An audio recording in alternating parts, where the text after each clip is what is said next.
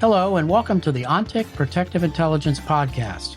I'm Fred Burton with the ONTIC Center for Connected Intelligence. During my years as a counterterrorism agent with the U.S. State Department and time spent as a physical security expert in the private sector, I've seen it all and met many fascinating people along the way. This podcast series explores the riveting world of safety, security, and protection through conversations with leaders in the field. I'm Fred Burton, and now on to the podcast.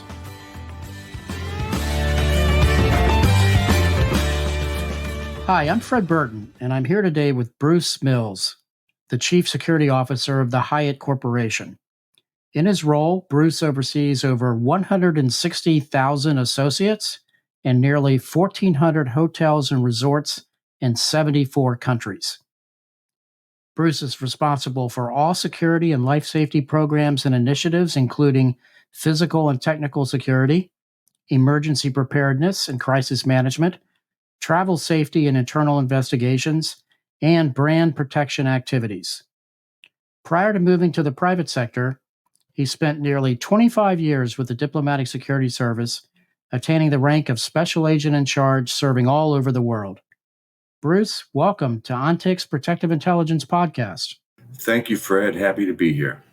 It's our honor, my friend, and it was great running into you at OSAC and catching up and so forth. And you've had quite the career in both the public and private sectors. Tell me a little bit about how you got to Hyatt. Oftentimes people say you can find a good job when you have a good job, right? I was the chief security officer with Hyatt Corporation, a San Diego-based defense and transportation entity. I had a global reach and was enjoying my time, quite challenging. And I think I still have a little bit of that DS syndrome in my blood, and that is every 3-4 years we get antsy in it and start looking, right? And so the Hyatt job surfaced and it intrigued me, and it, in essence, brought me back closer to my comfort level. That's a purely global company with challenges across the globe, and then it brought me there, and here I am. So, Bruce, when you think about your job on any given day, what worries you the most? That's a big question, Fred, because, being present in 74 countries, it's so varied on any given day. A domestic issue in the United States with workplace violence, disgruntled customers that can escalate to basically natural disasters, hurricanes, floods, etc. around the world. Or the issues that we have that we're facing in the Middle East. We have some properties that are in, to be frank, war zones, active war zones, Ukraine, and throughout the Middle East. So it's so varied on any given day. It's hard to say which one's most critical. Yeah, that's simply amazing, and I have no doubt your background within diplomatic security certainly. I feel very blessed to have spent time in the organization to help us look at the world. And on that note, you've traveled to 170 countries, and I can't imagine the cultural differences in security operations you've had to learn and adapt to. Tell us how you've gone about this, and what tips do you have for other security programs operating on a global scale? Well, to start off with, Fred, it's nice to say that you can have global standards and certain expectations of a global nature, but the reality is there's such disparate cultural norms, in different areas of the world. You really have to be more nuanced and understand the cultural differences, the expectations, and how to manage a workforce that is so varied. So going in and understanding that a one-size-fit-all approach is not the most beneficial. Try to understand the capabilities, the strengths, and the weaknesses, and then address those appropriately. for that region, for that country, for that city, for that workforce, right? So it can be time consuming, but doing the research and your homework ahead of time can solve the problem and speed up the solution. Bruce, it's hard not to touch on the topic of terrorism. Just based upon our collective past and what you see, and certainly the hospitality industry has been affected by that from a historical perspective. So, when you look at that, how has your sector evolved from a security perspective over the last, say, 5 years or so? You know, in the hospitality sector, it's a little different from maybe the defense sector or even the government sector, right? Where we in the government and even in defense and certain commercial enterprises, you build a hardened presence, right? Very strong concentric rings of security, and you try to keep people out and keep people in safe. But in the hospitality, think about it this way: we never close our doors, or we certainly don't lock our doors, right? And we are an opening, welcoming environment. So it poses a whole series of concerns right off the front, right? So you'd be surprised at of how we've incorporated some of the physical security pieces into the hospitality industry. You might not see it, but behind the scenes, you'll have X-ray machines and explosive itemizers and bollards and different environmental factors to sort of control vehicles, deliveries, people, separating them from employees versus visitors, et cetera, right? So a lot of similar mitigations, but doing so in a more of a open environment. So it's a very difficult work environment because you just literally got to keep the front door open. Yeah, I can only imagine of those challenges, especially on a global perspective. And, certainly, Bruce, Hyatt is one of those most well known brands in the entire world. So, from a security program perspective, how do you communicate with leadership on impending risks to the business? Meaning, how do you message that? Obviously, we know you can't, run around like your hair's on fire all the time. Any threat might surface. So, how do you go about handling those kinds of notifications to your bosses? Yeah, so it's good that you said bosses, right? I have probably 1,600 bosses.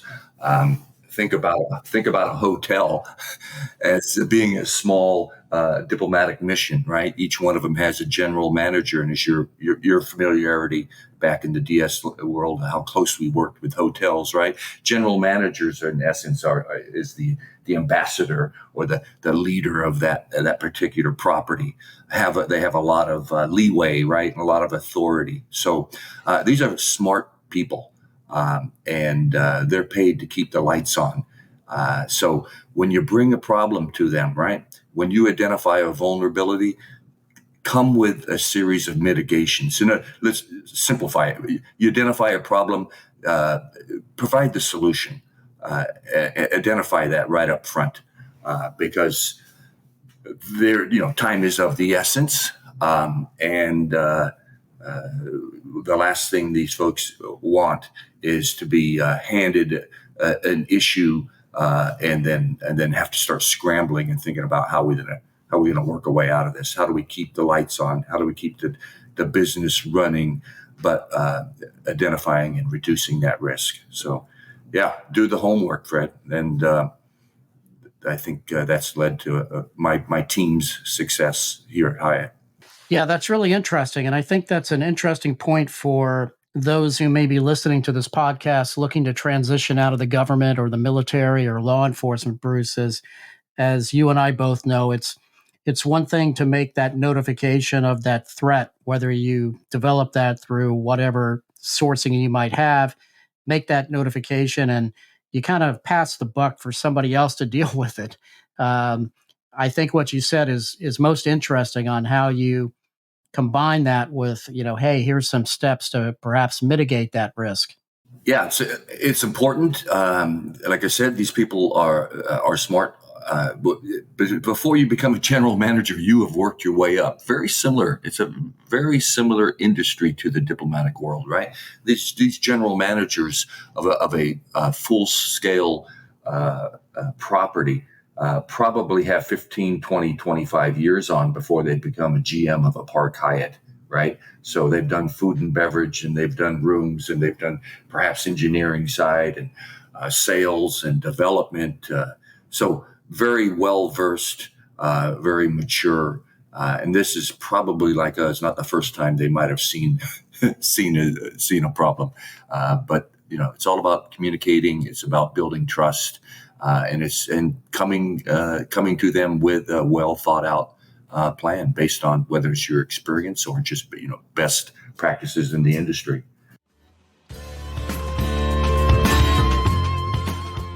We'll get back to the conversation in just a moment, but first I wanted to tell you a little bit about ONTIC's Center for Connected Intelligence. In the world of safety, security, and protection, we know that gathering and sharing information is crucial.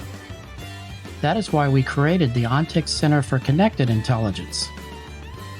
The center is a hub for the ongoing exchange of security strategies and best practices, insights on current and past trends, and sharing valuable information through expert discussion and analysis. It's made up of seasoned experts across a wide range of disciplines.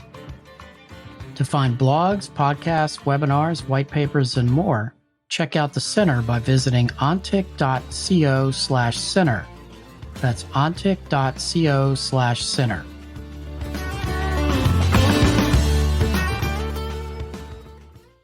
Bruce, how have you found success in proving the business value of your security program to your 1,600 bosses in this case, or to your C-suite? How do you go about doing that? I oftentimes will remind my leadership why I'm here, right? Our motto at Hyatt is we have safety and security at the forefront of our mission, right? And so I remind our leadership that it's important to walk the walk, not just talk the talk, and that these elements and these actions that can incrementally make our guests and colleagues more safe and our properties more secure is just in our best interest, right? And that safety and security just has to be a key and core component of how we do business. And I think I inherited this role, so it's I didn't invent the importance of safety and security and the culture to Hyatt. I think Hyatt has had a long-standing culture that safety's critically important and woven into the business. So I'm carrying that flag and continuing the effort. But the culture has been a long, broad, full culture here at Hyatt of caring.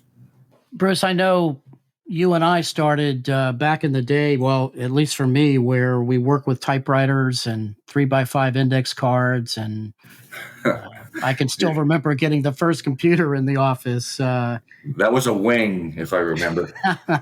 It really was. And most of us just stood there looking at it, not sure what to do. But how have you thought about that? And based on your transition to the private sector, leverage technology in your security program to perhaps not only make your guests and your workforce secure, but to be more efficient? That's a good question, Fred, and it's difficult given such a varied geographic plane that Hyatt is playing on.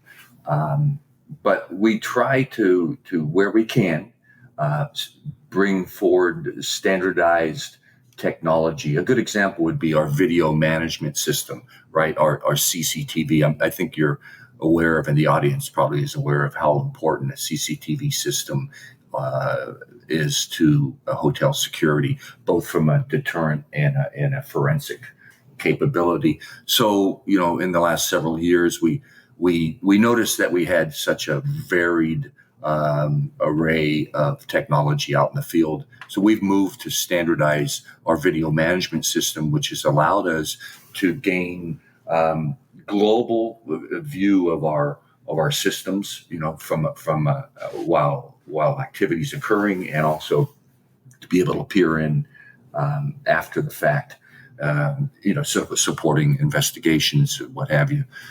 So trying to move, at least in this area, to a standardized product also brings value, and it brings the ability for savings of funds. And I think by showing that to leadership, where we could standardize and get more bang for our buck, we gained great support. So that's one of the areas where we're moving out of the Stone Age and into the future.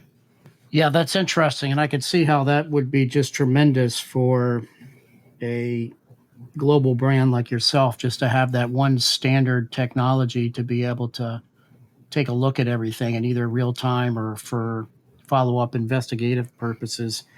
Bruce, when you look out over the horizon at an industry like you're in, what do you think that's coming down the road that either will help protect a global workforce, or perhaps something that you're seeing on the horizon that troubles you?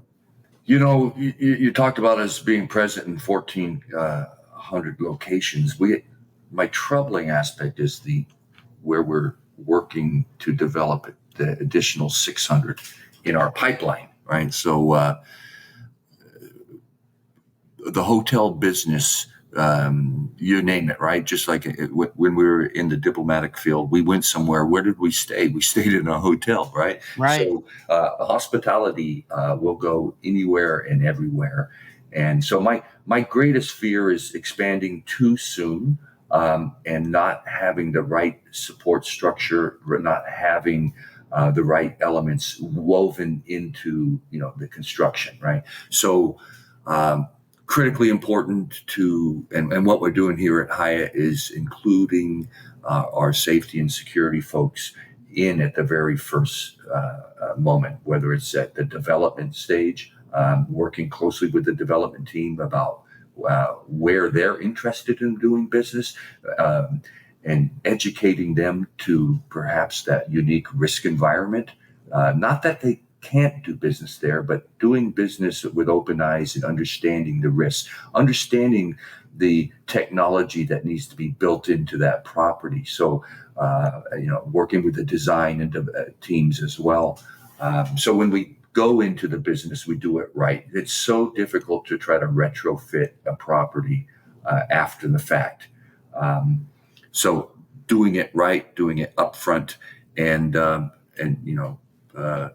ensuring that the right technology is in place before day one. That's a huge challenge for us. Yeah, I could only imagine the challenges with that. Let me walk you back in time, Bruce, to your days with our old outfit, the Diplomatic Security Service. What was the best post that you served in, and why? um, I had a pretty varied. I went from the Colombias and the Israels and the Afghanistans to Norway, Sweden, and Germany, right?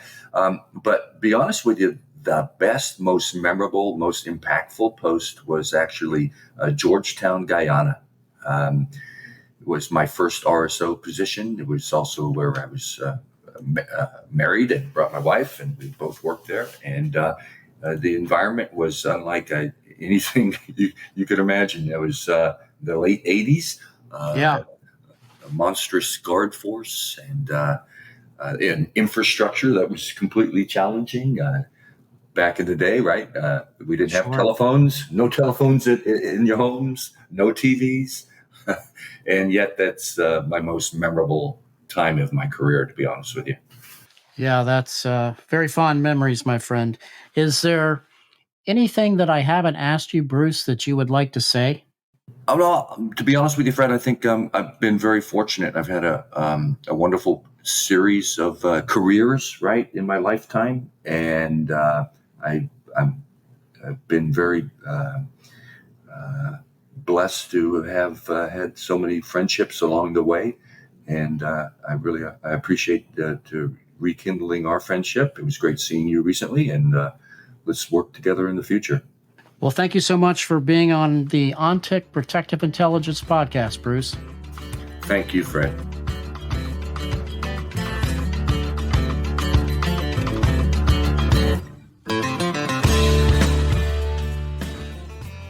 This episode was brought to you by the OnTick Center for Connected Intelligence. Learn more at ontic.co/center. Again, that's ontic.co/center. It was produced by AJ McKeon. Our music is a track called Monteverdi Ride and was written by Brian Bristow and performed by Smoke and Novas. Check them out on Spotify. Please remember to rate and review our podcast on iTunes and subscribe on Apple Podcasts, Spotify, or wherever you get your podcasts. If you have questions, we'd love to hear them. You can reach us at podcasts@ontic.co or visit ontic.co/center for more information. Thanks for listening.